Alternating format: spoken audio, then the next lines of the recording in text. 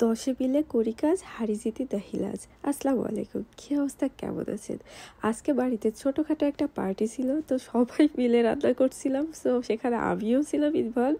তো এই যে দেখেন, একজন এক এক রকম কাজ করছিল। তো পেয়ারা কাটা হচ্ছিল পেয়ারা মাখানোর জন্য, আর আমি এই যে দেখেন রান্না করতেছিলাম। আমার ঘরে বেসিক্যালি হাঁসের মাংস রান্নার দায়িত্বটা পড়েছিল, আর পেয়ারা মাখার। তো আমি তো পুরোই কাজের বেটি রহিমা সেজে কাজ করতেছি। আশা করি আপনারা চিনতে পেরেছেন, কি পারেন অবশ্যই জানাবেন। হ্যাঁ, সামনে জায়গায় দেখছেন সেই আমি।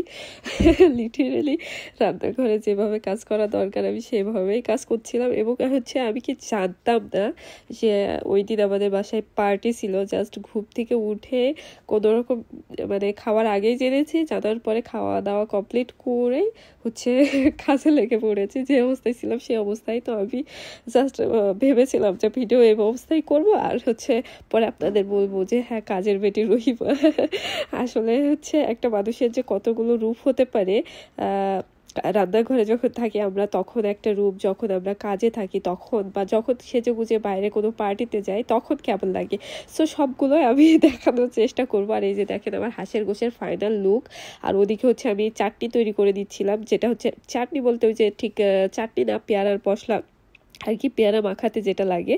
তো এই যে দেখেন ফাইনালি আমি কাজের বুয়া থেকে বর্ডারে ফিরে আসছি, মানে রান্না বান্না শেষ করে ফ্রেশ হয়ে রেডি হয়ে গেছি। কারণ আজকে আমাদের পার্টি, আর হুট করে যেহেতু কোনো প্ল্যান ছাড়া, তো সেখানে রেডি হয়ে তো বের হতে হবে। আর এটা বাসায় করবো না, আমরা একটা পার্কে যেয়ে করবো। আমার ভাইয়ের মেয়ের আজকে বার্থডে ছিল। সো আমাদের ওরকম কোনো প্ল্যান ছিল না। তারপর ওর ইচ্ছাতেই ভাইয়া আর কি সিদ্ধান্ত নেয় যে ঠিক আছে আমরা একটা ছোটোখাটো পার্টি করব।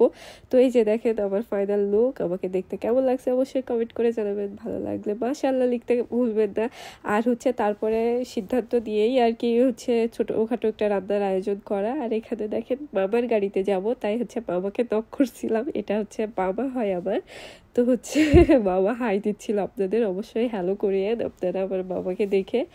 আর এখন আমরা পার্কে যাচ্ছি। আমি বেসিক্যালি ওই পার্কে যেয়ে আমরা সবাই এত বেশি ঠান্ডার প্রবলেমে পড়েছিলাম, মানে ওই দিন এত বেশি বাতাস ছিল, কিন্তু আমরা সেজে গুজে কেউ সোয়েটার পরে যাইনি বা সোয়েটার নেইনি ওইভাবে, যার কারণে আমাদের প্রত্যেকের ঠান্ডার প্রবলেম হয়ে গেছে। আর আমার ভয়েস শুনে আশা করি বুঝতে পারছেন যে আমার গলার কি অবস্থা, আমার ঠান্ডার কি অবস্থা।